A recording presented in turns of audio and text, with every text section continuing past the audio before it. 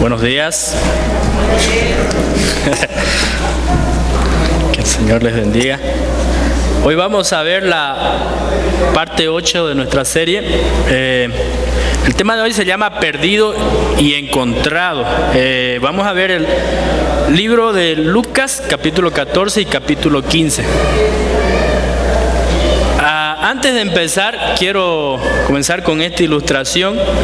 Quiero hacerle una pregunta. ¿Alguna vez se les ha perdido su anillo a los que están casados, no?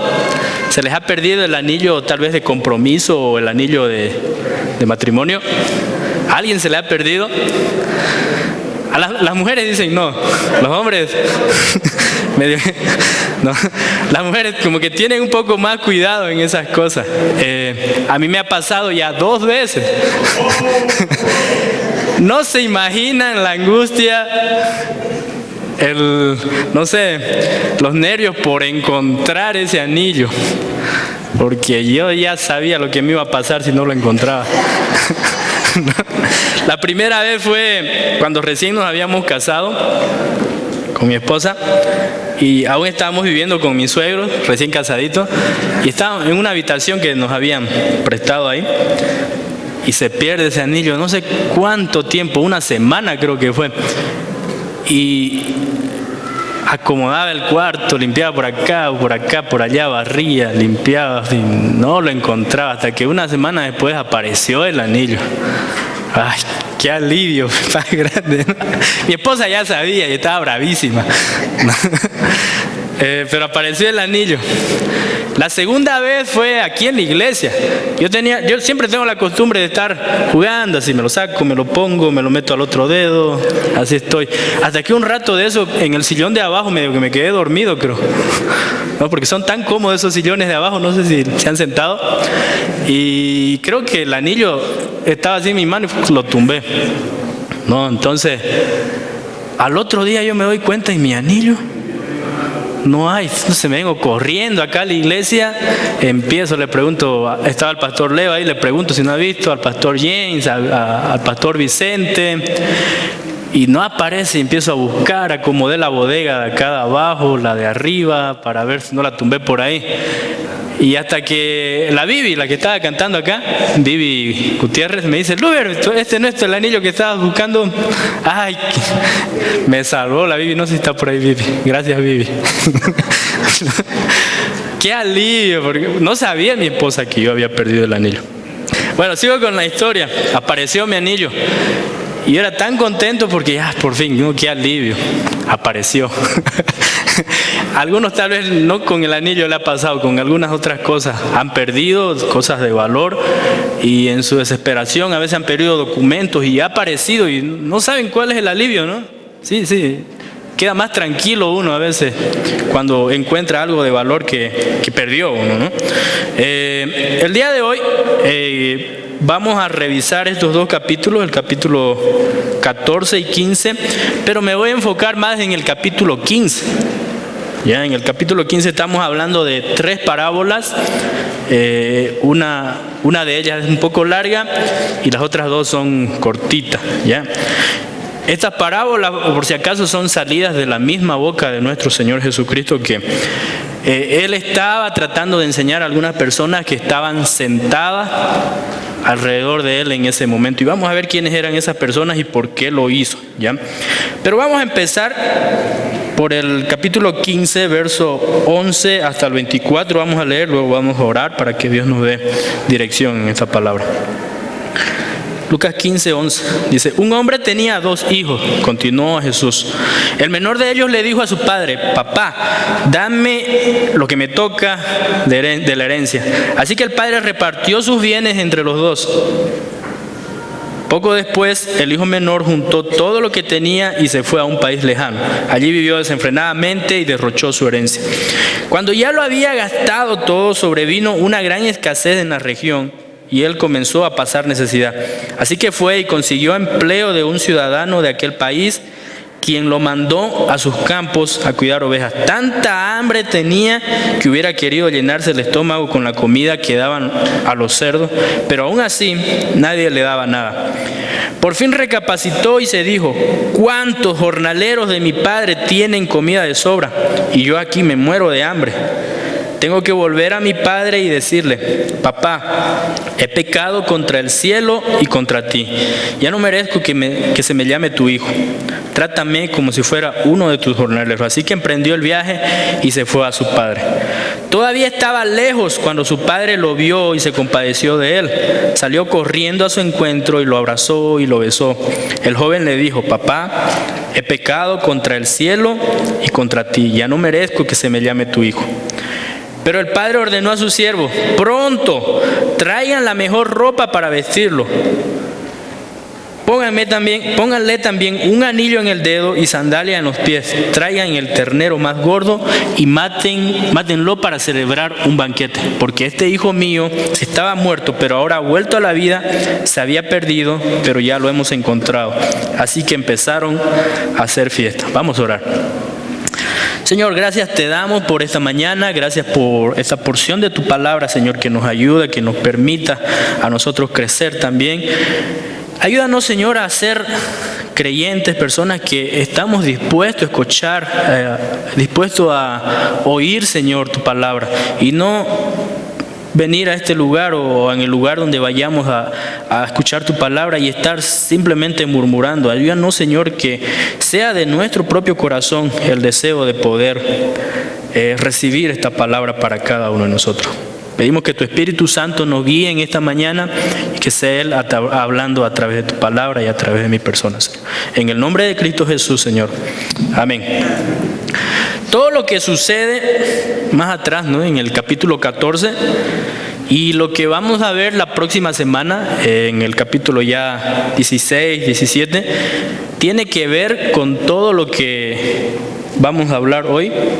Está conectado en esta historia donde Jesús está sentado contando estas 3 parábolas, ¿ya? En el capítulo 14, lo vamos a resumir así rapidito porque nos vamos a enfocar más en el 15, vemos que Jesús está como hablando a una multitud de personas y les está comentando del costo de lo que es ser un discípulo. Ser un discípulo no es nada fácil. No, Jesús es bien duro con sus palabras, habla bien fuerte, no es suave. Le dice: si alguien quiere venirme, tiene que dejar todo, ¿no? Tienen que dejar que los muertos entierren a sus muertos, ¿no? Así decía el Señor. Entonces, el Señor es directo. Si quieren seguirme, tienen que dejarlo todo y síganme. Y es bien duro estas palabras. Si nos las dicen a nosotros, es difícil dejar nuestras cosas, dejar nuestra familia, dejar nuestras posesiones, nuestros bienes que tenemos, propiedades, para dejar a Jesús. No, es duro, no es tan fácil, incluso para nosotros hoy en día. Miren, y ya en el final de este capítulo, en el capítulo 14, Jesús, esto es lo que dice: el que tenga oídos para oír, que oiga. Esto es lo que está diciendo nuestro Señor Jesucristo a esta multitud que está sentada alrededor de Él. Y miren lo que dice en el verso 1 ya del capítulo 15. No sé si tenemos ahí. Lucas 15:1, ¿dice? Dice: muchos recaudadores de impuestos y pecadores se acercaban a Jesús. ¿Para qué? Para oírlo. ¿Quiénes se acercaban a Jesús? Los pecadores, los recaudadores de impuestos, los publicanos. Ellos eran los que se acercaban a Jesús. Qué interesante, ¿no? Porque Jesús habló muy fuerte, muy duro acerca de ser un discípulo. Y los que estaban sentados ahí, ¿quiénes eran? Los pecadores, los cobradores de impuestos. Ellos eran los que estaban sentados ahí dispuestos a escucharles, ¿no? Vemos siempre en toda la palabra de Dios, en todos los evangelios, que los pecadores son los que están siempre, ¿no?, ahí atrás de Jesús. E incluso Jesús es donde va y se mete con donde estaba la mujer del pozo, que a veces hemos creído que es una prostituta, o la pecadora, la adúltera, ¿no? Pero Él está metido ahí en donde están los pecadores, porque a eso vino el Señor Jesucristo, ¿no? A salvar a aquellos que están perdidos. Entonces, uno de los publicanos, incluso que lo invitó a Jesús a comer. Ya lo vemos en Lucas capítulo 5, no sé si lo recuerdan, algunas semanas pasadas, fue Mateo. ¿Ya? Y vamos a ver el capítulo 5, versos 29 y 30 de Lucas. Dice, luego Leví es Mateo por si acaso, con otro nombre.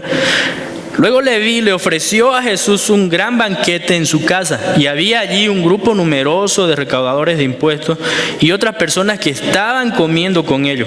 Pero los fariseos y los maestros de la ley, que eran de la misma secta, les reclamaban a los discípulos de Jesús: ¿por qué comen y beben ustedes con recaudadores de impuestos y pecadores?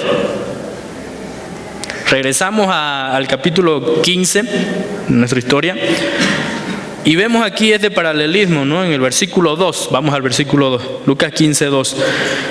Mira lo que dice: y los fariseos y los escribas murmuraban diciendo, este a los pecadores recibe y con ellos come. Este versículo ya está describiéndonos a quiénes, a los religiosos, ¿no? Que también estaban ahí alrededor escuchando a Jesús. ¿No? Realmente escuchando, no lo sabemos. Estos fariseos que tenían sus propias reglas, sus propias leyes, que le aumentaban incluso a la ley de nuestro Dios, y que lo hacían simplemente para que el resto los vea, ¿no? Para ser vistos como que eran los mejores. Personas bien miradas, simplemente estaban tratando de tener una mejor apariencia, podríamos decir, ¿no? Y estos religiosos lo que estaban haciendo ahí no era que estaban escuchando al Señor, estaban murmurando, ¿no? Qué interesante, porque unos están escuchando, que son los pecadores, y otros están murmurando, que aquí son los fariseos, ¿no es cierto? Y como que va para nosotros. No sé si esta mañana hemos venido a escuchar o a murmurar. Tal vez algunos, o a criticar, ¿no? Y podríamos decir, ¿y qué hace ese pastorcito de jóvenes allá arriba predicando? ¿Cómo llegó a estar parado allá arriba así? Yo conozco su vida pasada. Pero no se trata de eso, se trata de que venimos a este lugar a escuchar la palabra de Dios, porque venimos con un corazón dispuesto a que ese corazón sea alimentado, ¿no? Que Dios a través de sus escrituras abra nuestra mente, transforme nuestro corazón, que no simplemente nos llene de pasión, sino que nos lleve a hacer cosas. Porque el trabajo que hizo el Señor Jesucristo por cada uno de nosotros, en nosotros tiene que haber una respuesta hacia eso, ¿no? Demostrar el amor de lo que realmente Jesús ya hizo con cada uno de nosotros. Y vemos que Jesús acá es duro para hablar, ¿no? Habla con palabras fuertes. Y eso me dice a mí que nosotros no tenemos que tener miedo al momento de predicarle a los pecadores, ¿no? Porque a veces vamos con palabras suaves, no, venga. En la iglesia hacemos cafecito, venga, lo invitamos, ¿no? Usamos esa excusa a veces. No, en la iglesia queremos que usted sea transformado, que el Señor cambie su vida, cambie sus corazones. Creo que ese es el lenguaje que debemos utilizar. Veamos lo que dicen los fariseos ya en el verso 2. Veámoslo nuevamente. Dice: este a los pecadores recibe y con ellos come. Qué interesante, porque los fariseos acá se están refiriendo a Jesús como que suena, ¿no? Este a los pecadores recibe y con ellos come. Quiere decir que estaban haciendo poca cosa, ¿no? Lo estaban menospreciando. O sea, sabemos que los fariseos hacían todo lo contrario, incluso ellos siempre se mantenían lejos de los pecadores. Conocemos la palabra de Dios, vemos que siempre ellos están tratando de no juntarse con los pecadores y estar a un ladito cumpliendo sus leyes y haciendo lo que su ley les decía solo a ellos, simplemente por apariencia, para que los demás puedan verlos. Yo no sé si... Bueno, estoy seguro que esta palabra va para cada uno de nosotros, porque no sé si venimos acá también simplemente por apariencia, para que los demás nos vean. Fuera de la iglesia ya somos otros. Salimos de esa puerta y nos transformamos en lo que realmente somos. Pero no, el Señor nos habla fuerte, nos habla duro, ¿no? Porque usted y yo también somos pecadores. Somos pecadores. Y Él vino a este mundo a morir por los pecadores, no por los justos. Vamos a ver en estas 3 parábolas que tenemos más adelante, y nos lo explica más bonito, más detallado el Señor, por qué vino a este mundo a rescatar a los pecadores. Pero miren, Romanos 3:23, que ustedes lo conocen bien, dice que todos somos pecadores y estamos apartados de la gloria de Dios. ¿Ok? Y este es el Evangelio. Jesús está dispuesto a perdonarnos a todos, a pesar de cualquiera que sea nuestro pecado, no importa si es grande o chiquitito, no importa nuestra apariencia. Volvamos a Lucas capítulo 5, repasemos otra vez el capítulo 5. Quiero el verso 31 y el 32. Miren lo que dice. De palabras de nuestro Señor Jesucristo, para reforzar esto, dice: no son los sanos los que necesitan médico, sino ¿quiénes? Los enfermos, les contestó Jesús. No he venido a llamar a justos, sino a pecadores, para que se arrepientan.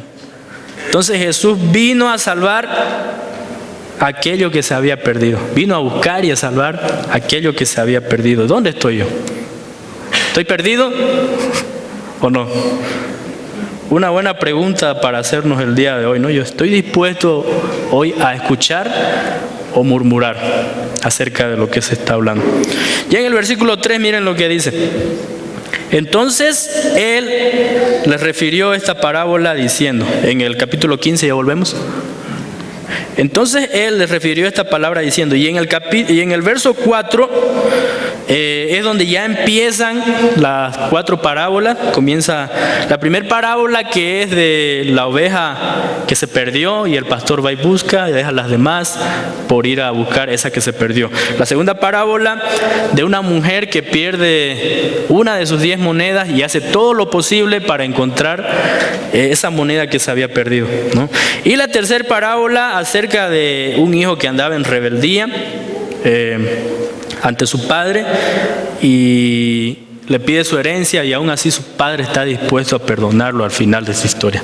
¿Ya? Vamos a ver esas 3 historias y qué tienen que ver con lo que estamos hablando acá, y por qué Jesús está hablando de estas 3 parábolas a las personas que estaban ahí murmurando. ¿Ya? Lo que sucede en el verso 1 y 2, lo que le estoy diciendo es que Jesús se está refiriendo para tratar de mostrarles una lección a estos religiosos que estaban ahí. Y entonces comienza, miren, en el verso 4, la primera parábola de la oveja perdida comienza así. Dice: supongamos que uno de ustedes tiene 100 ovejas y pierde una de ellas. ¿No deja las 99 en el campo y se va en busca de la oveja perdida hasta encontrarla? Y cuando la encuentra, lleno de alegría, la carga en los hombros y vuelve a casa. Al llegar, reúne a sus amigos y vecinos y les dice: alégrense conmigo, ya encontré la oveja que se me había perdido. Les digo que así es también en el cielo.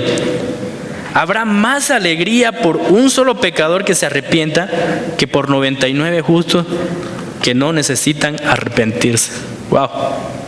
Jesús siempre poniendo ejemplos de cosas que eran muy comunes en ese tiempo, en esa época.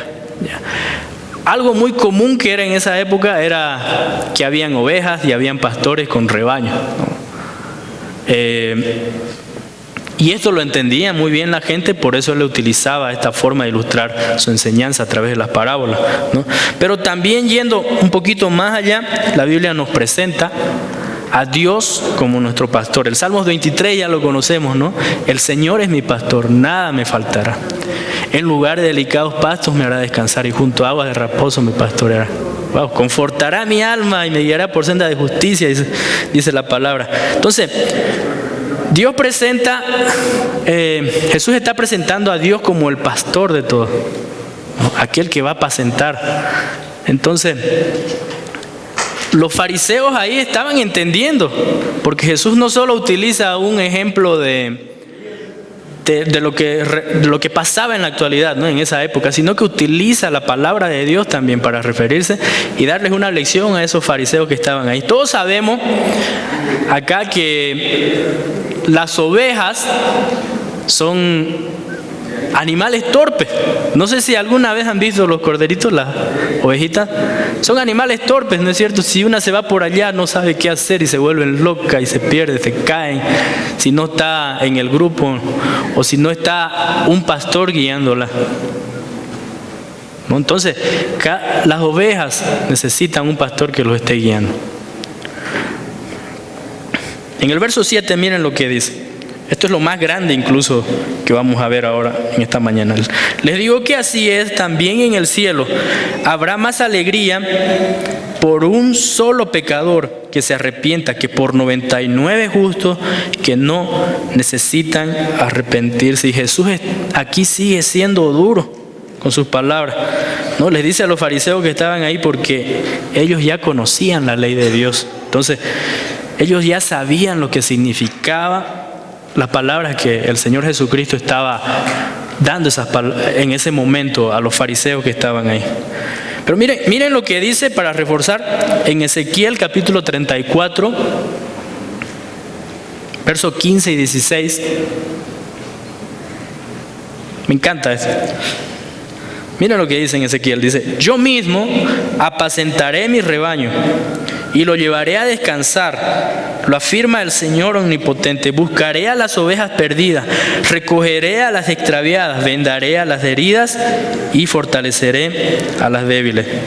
Pero exterminaré a las ovejas gordas y robustas, yo las pastorearé con justicia. Wow, qué interesante, ¿no? El paralelismo que encontramos acá y reforzamos la palabra de Dios, porque la palabra de Dios no se contradice para nada, sino más bien se sustenta ella misma, ¿no?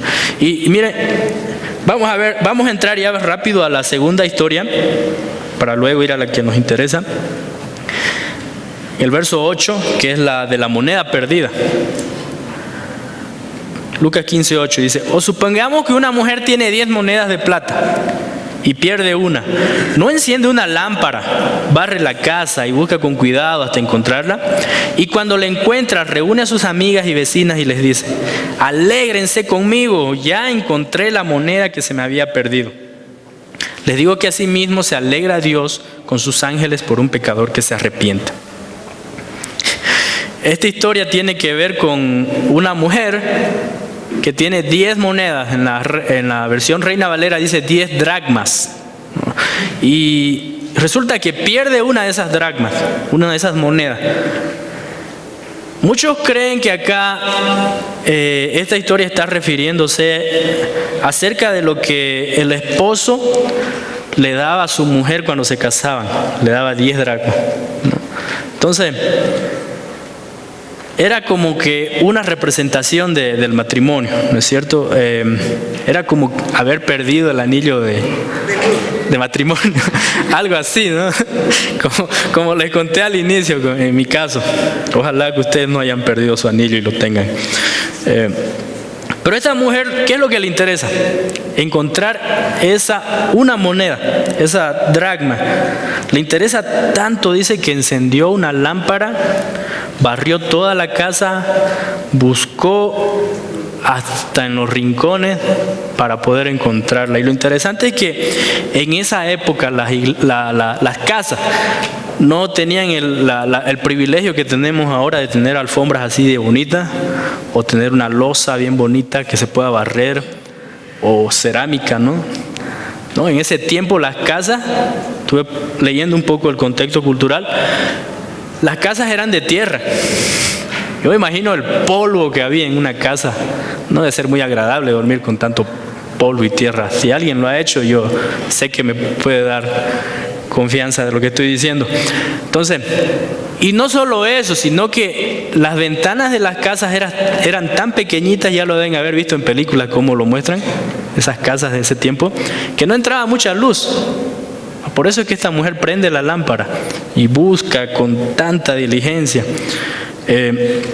Pero a pesar de eso, esta mujer se esmera en buscarla, prende esa lámpara, barre toda la casa, limpia todo, acomoda, pone todo en su lugar, busca debajo de la cama, no sé dónde, pero encuentra esa moneda, ¿no?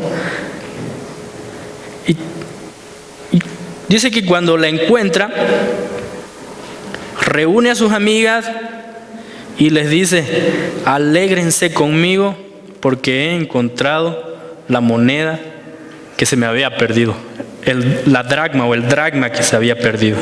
Tiene sentido esto porque Jesús, ya miren en el verso 10, dice que asimismo se alegra Dios con sus ángeles por un pecador que se arrepiente. Dios y los ángeles se alegran por un pecador que se arrepiente. La fiesta, ¿no? Wow, debe ser increíble solo imaginármelo.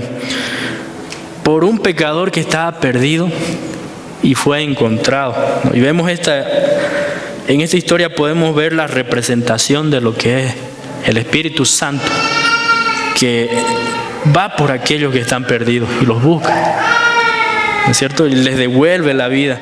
También, y la Biblia dice que solo el Espíritu Santo puede convencer de pecado, de juicio y de justicia.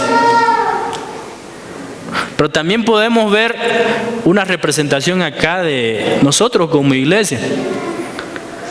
Cuando vemos la ilustración de la lámpara, ¿no? Prender la luz en medio de la oscuridad. Nosotros como iglesia tenemos el trabajo, la obligación de ser luz en medio de la oscuridad. De ir a donde aquellos que están perdidos, ¿no? Para que sean encontrados. Y no ir con palabras suaves, tampoco vamos a ir a gritarles y a amenazarlos, ¿no? Pero ir con la verdad, con lo que dice la palabra de Dios. No ir sin inventarnos excusas que te invito a mi iglesia el domingo, no, va a haber hornado. ¿No? Puede ser una forma de utilizar, pero no ese es el centro. Nuestro trabajo es ser luz en medio de la oscuridad y mostrar ante esas personas que, como esa moneda estaban perdidas, sean encontradas. Yo me imagino que esa moneda, no sé si ustedes alguna vez, por ejemplo, han perdido algo en sus casas o debajo de la cama o dentro del ropero, en el lugar donde casi nunca limpiamos a veces, ¿no? Y encontramos esa cosita que se había perdido de nosotros. ¿Cómo la encontramos? Siempre está llenito de pelusas, ¿no? Así sucio, con polvo. Esas cositas blancas son pelusas, creo, no sé cómo se llaman. No me gustan las pelusas. Yo lucho con eso. Entonces, pero no nos gusta encontrar algo sucio. Entonces, ¿qué hacemos? Lo limpiamos, ¿no? Le da una limpiadita y lo volvemos a utilizar porque ya le damos uso otra vez. Lo mismo tiene que ser con esas personas que están afuera. Este mundo es sucio. Este mundo es sucio. Todas las personas que de este mundo están contaminadas por las cosas de este mundo. Nosotros mismos fuimos contaminados por las cosas de este mundo. Por eso Jesús viene a morir por nuestros pecados para limpiarnos de esa suciedad, ¿no? Hay tantas filosofías, doctrinas. A veces ya me enojo, no sé qué hacer. Me pongo a orar: Señor, perdónalos porque no saben lo que hacen o lo que dicen. Y me frustra conocer la verdad y no ir y decirles la verdad. Conocer la palabra de Dios, ¿no? Ese evangelio que ya Jesús nos dejó. Porque no existe otra verdad. No existe relativismo en este caso.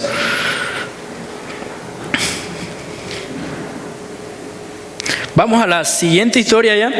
Y esta historia es la que más quiero enfocarme, que también hay una lección para cada uno de nosotros como iglesia. Dice, comienza en el verso 11, ya los leímos al principio. La primera parte trata del hijo del hijo menor, y la segunda parte va a tratar del hijo mayor. Y también hay otro involucrado ahí que es el papá.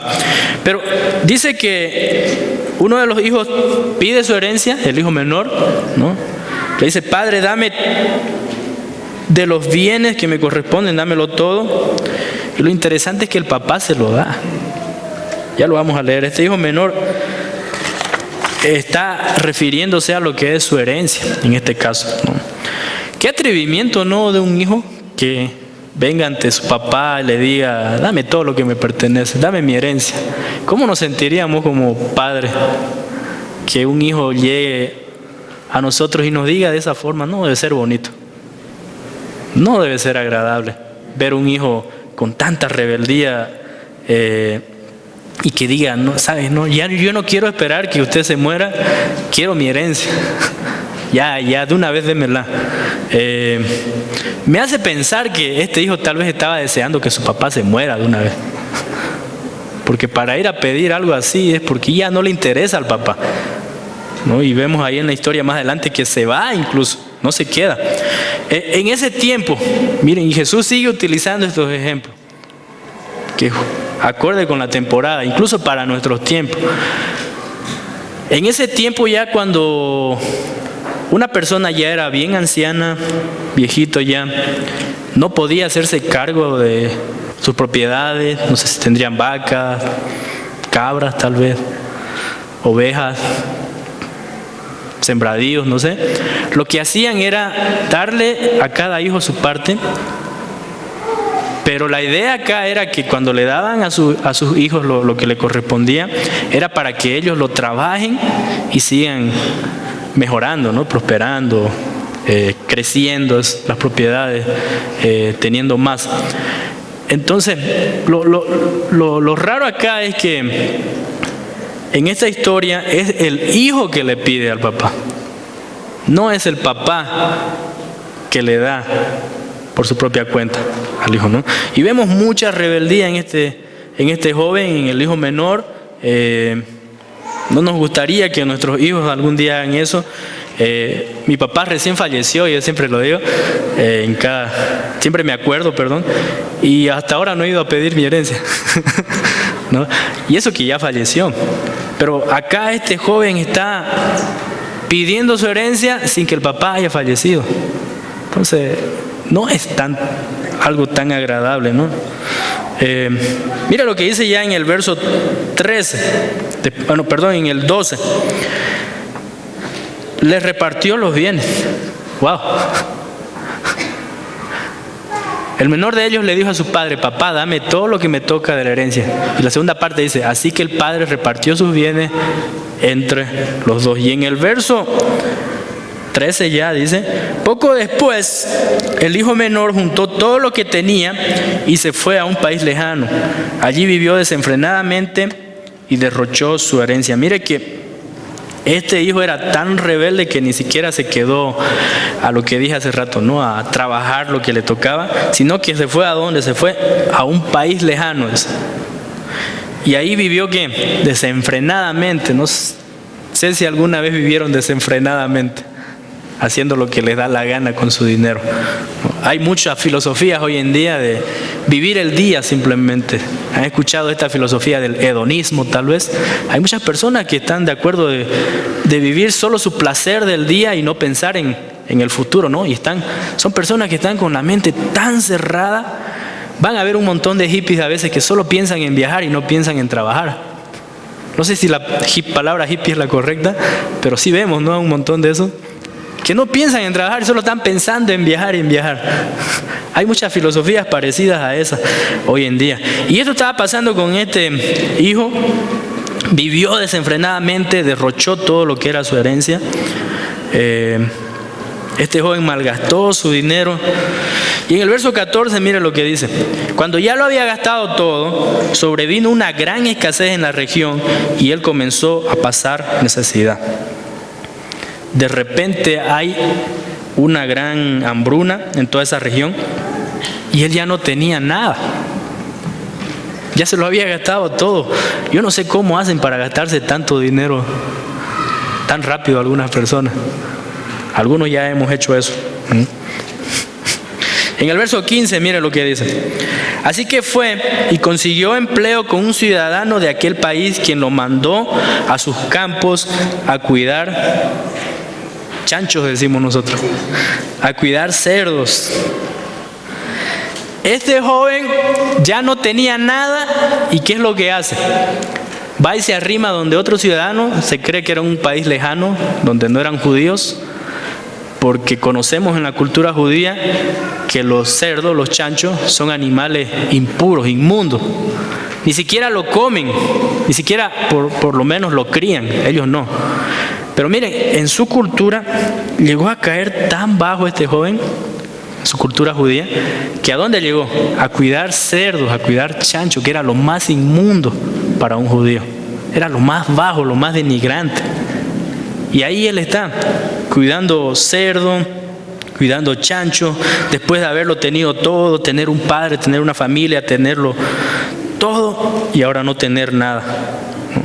Pero eso no es el fondo de lo que queremos ver hoy. El fondo está, miren, en el verso 16.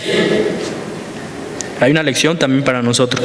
Tanta hambre tenía que hubiera querido llenarse el estómago con la comida que daban a los cerdos, pero aún así nadie le daba nada. Más bajo todavía llegó a caer. ¿Qué comen los chanchos? ¿Alguien alguna vez ha criado cerdos? ¿O ha visto cómo comen y dónde comen? No es bonito, ¿no? Hay estiércol ahí, verde. ¿Lo han pisado alguna vez? No es agradable, es feo. Yo recuerdo con mi papá que criaba vacas, no era bonito entrar al corral. Tenía que ponerse unas botas largas uno, que no era agradable esa sensación. Pero este joven, miren, cae más bajo incluso.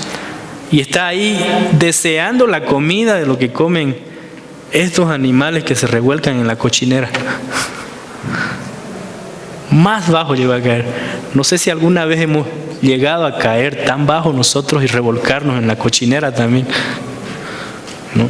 Miren el verso 17 para adelante, dice, aquí ya vemos un cambio, ¿no? de este joven. Dice, por fin recapacitó y se dijo, ¿cuántos jornaleros de mi padre tienen comida de sobra? Y yo aquí me muero de hambre. Tengo que volver a mi padre y decirle, papá, he pecado contra el cielo y contra ti. Ya no merezco que se me llame tu hijo. Trátame como si fuera uno de tus jornaleros. Y lo primero que me llama la atención aquí es que este joven recapacita, ¿no? O sea, vuelve en sí. No sé si me entienden con esta frase. Puedo poner dos ejemplos. Cuando una persona está enferma o postrada en una cama en un hospital, tal vez en coma, no sé, pero un problema muy grave de salud, y cuando esta persona reacciona, ¿qué decimos? ¿Volvió en qué? Volvió en sí, ¿no? Los músicos dirían, volvió en do, en re, en mi, en fa, no sé. Pero volvió en sí. O también cuando una persona que es mal de la cabeza, loco o loquito, ¿no? Y de repente esta persona tiene un momento de lucidez, ¿no? ¿Qué decimos? Volvió en sí. No, ahora sí, está bien. Lo mismo pasó con este joven, volvió en sí. Abrió su mente, pensó, dijo, ¿cuántos jornaleros de mi padre tienen comida de sobra y yo aquí me muero de hambre? Tengo que volver a mi padre y decirle, papá, he pecado contra el cielo y contra ti. Ya no merezco que se me llame tu hijo. O sea, recapacita su mente, como que, ¿no? Ese tornillo que le faltaba, ese chip que no estaba bien puesto, ya funciona, pero recapacita, vuelve en sí. Y qué interesante, porque en este mundo que vivimos en el día de hoy, es parecido, porque la sociedad en que vivimos nosotros nos quiere hacer creer que no necesitamos algunas cosas, ¿no? El sistema de valores que tenemos hoy en día no quiere que nosotros pensemos, que nosotros volvamos en sí, que recapacitemos, ¿no? Que utilicemos nuestra mente.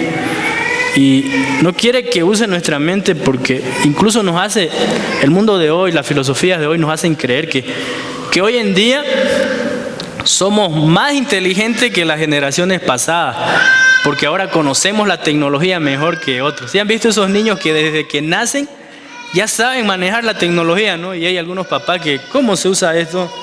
Papá, el verde es para contestar y el rojo es para apagar. Que a veces el papá es lo único que sabe, ¿no? Pero no es así. El mundo de hoy nos quiere hacer creer eso. Hoy en día, ¿cómo paramos?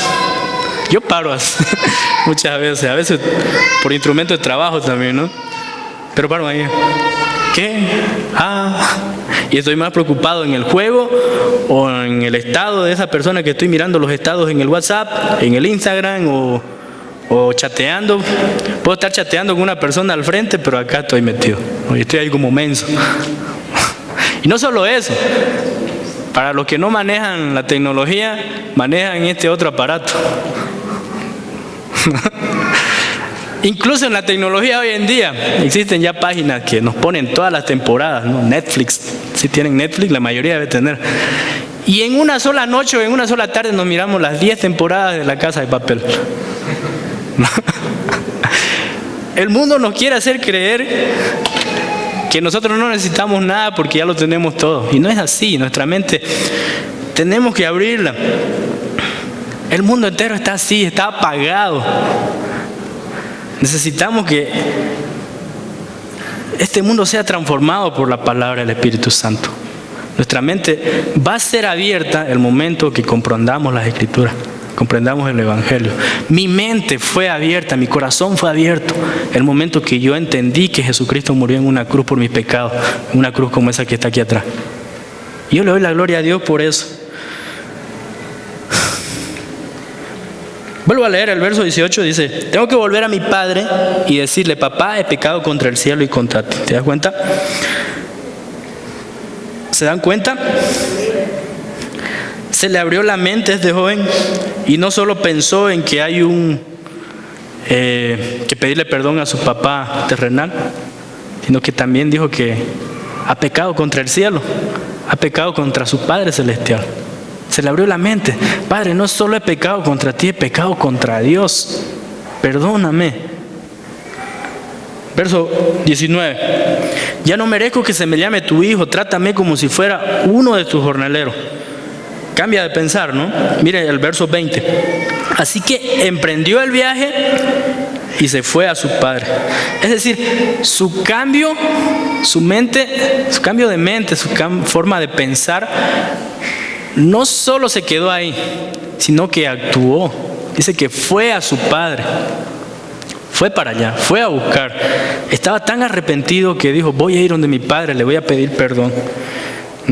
No se quedó simplemente en decir: ay, yo soy un desastre, hoy no voy a tomar la Santa Cena porque estoy en pecado, ¿no? Hacemos eso algunas veces, ¿no? Sino que actuó. Dijo: voy a ir, voy a tomar la Santa Cena porque quiero que Dios me perdone, voy a confesar mis pecados en este momento.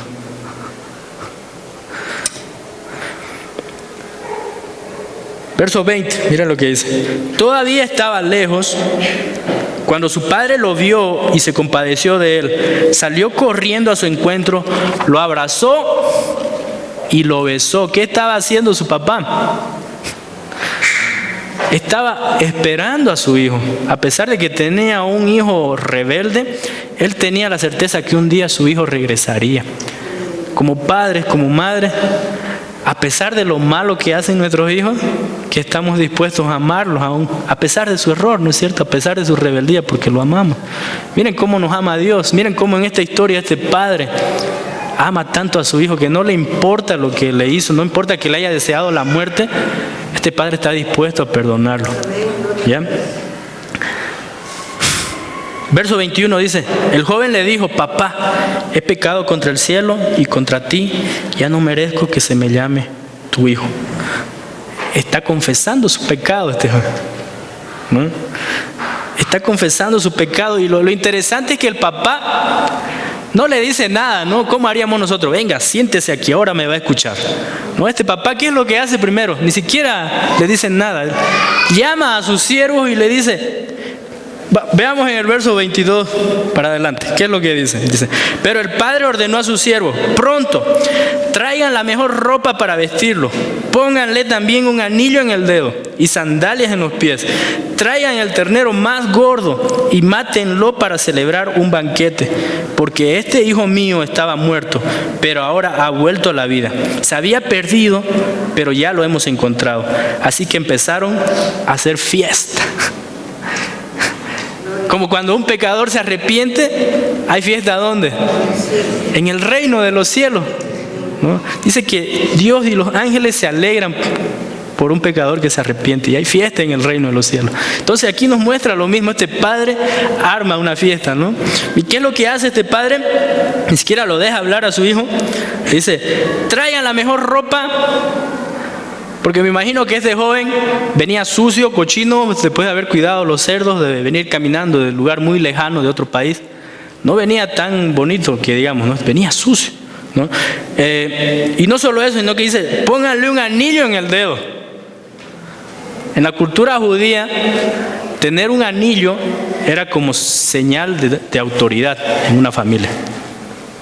Era como que este papá le estaba devolviendo la autoridad que este hijo tenía antes, ¿no?, de haberle pedido la herencia. Entonces, lo está perdonando. Un anillo en ese tiempo lo utilizaban para, tenían tal vez algún dibujito ahí, no sé, y lo utilizaban para hacer como una firma, ¿no?, un sello, algo así, para un documento, y que daba la garantía, la autoridad para esa persona. Entonces miren, le estaba volviendo a dar lo que le correspondía a pesar de que no se lo merecía. Y miren, pidió también que le den unos calzados en sus pies, ¿no? La palabra de Dios ya nos muestra que el calzado es solamente para los hijos, y los esclavos en ese tiempo no tenían calzado, andaban descalzos. Miren, también le dice: traigan el ternero más gordo y mátenlo para celebrar un banquete. Y eso que los terneros más gordos en ese tiempo los tenían siempre apartados, ¿no?, los más bonitos, para un evento bien especial que haya, para festejar en familias, para festejar en el lugar. Entonces, este papá no la piensa dos veces y dice: traigan ese becerro más gordo para festejar, porque mi hijo que había muerto, que vamos a ver ahora, que dice más adelante en el verso 25, dice, perdón, en el verso 24 dice: porque este hijo mío estaba muerto, pero ahora ha vuelto a la vida, se había perdido, pero ya lo hemos encontrado. Así que empezaron a hacer la fiesta, porque había gozo en ese lugar, ¿no? ¿Cierto? Mire, ahora vamos a la segunda parte de esta historia, donde entra ya el otro personaje. El verso 25 dice: mientras tanto, el hijo mayor estaba en el campo. Al volver, cuando se acercó a la casa, oyó la música del baile. Entonces llamó a uno de los siervos y le preguntó qué pasaba. «Ha llegado tu hermano», le respondió, «y tu papá ha matado el ternero más gordo porque ha recobrado a su hijo sano y salvo». Mire cómo reacciona el hermano mayor. Indignado, el hermano mayor se negó a entrar.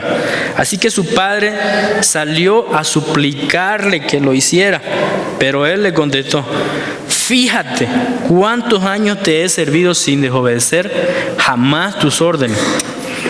Ni un cabrito me has dado para celebrar una fiesta con mis amigos. Pero ahora llega ese hijo tuyo», ¿no?, como dice, ese hijo tuyo que ha despilfarrado tu fortuna con prostitutas, y tú mandas a matar en su honor el ternero más gordo.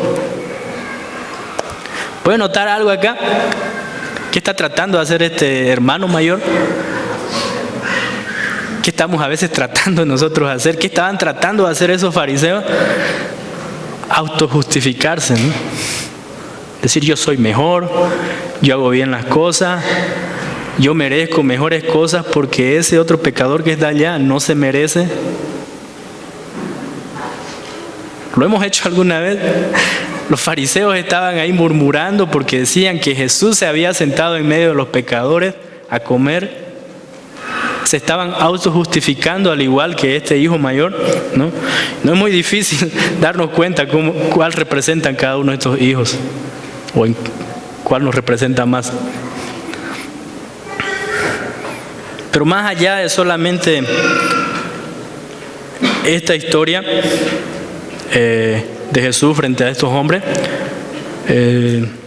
nos habla a nosotros, porque tal vez en algún momento, tal vez en este momento, nosotros somos esa oveja perdida, ¿no?, esa oveja descarriada. O hemos visto una oveja descarriada por fuera y no hemos hecho nada por traerla nuevamente al redil como buenos pastores, ¿no? O tal vez nosotros somos como esa moneda perdida. O hemos visto una moneda perdida por ahí. Y cuando vuelve a la iglesia apuntamos con el dedo. Estaba sucia y no ayudamos a que se limpie. Cuando alguien se va por bastante tiempo de la iglesia y regresa, ¿no? Y ya sabíamos qué estaba haciendo en todo ese tiempo, le mirábamos, ¿no? Así de lejito. Tal vez nosotros somos o fuimos como ese hijo también rebelde que quiere hacer las cosas como le da la gana y no como el Padre quiere que nosotros hagamos. Y lo interesante es que Jesús les está dando una lección a estos fariseos de que Él vino a este mundo, no por ellos, no por los fariseos. Él vino a este mundo por esos que estaban perdidos. Por eso este tema se llama Perdido y Encontrado, en esta serie de Evidencia de la Verdad. ¿No? Yo no sé si alguna vez te has sentido perdido, el Señor te ha encontrado. Si en este momento te estás sintiendo perdido, te estás sintiendo como esa oveja descarriada, no sé, como esa moneda perdida o como ese hijo pródigo. Pero nuestro Señor Jesucristo ya nos lo demostró acá, que está dispuesto a perdonar nuestros pecados, está dispuesto a sentarse en la mesa y comer con nosotros, ¿no? Está dispuesto porque Él vino a buscar y a salvar aquello que se había perdido. Yo quiero invitarte, si tú ahora no has entregado tu vida al Señor, quiero que lo hagas conmigo a través de esta oración, pero quiero decirte que sea una oración sincera, que no sea simplemente por repetir o porque se emocionó con lo que dijo la palabra, sino que el Espíritu Santo te haya hablado realmente a tu corazón y abra abierto tu mente en esta mañana. Quiero invitarte a que oremos y que lo hagas sinceramente. Si es que no has aceptado al Señor como tu Salvador, y si es que tal vez sí lo has aceptado pero andas descarriado por ahí, que le pidamos perdón en este momento a nuestro Señor Jesucristo. Y le invito a que cierre sus ojos y diga conmigo: Padre Celestial,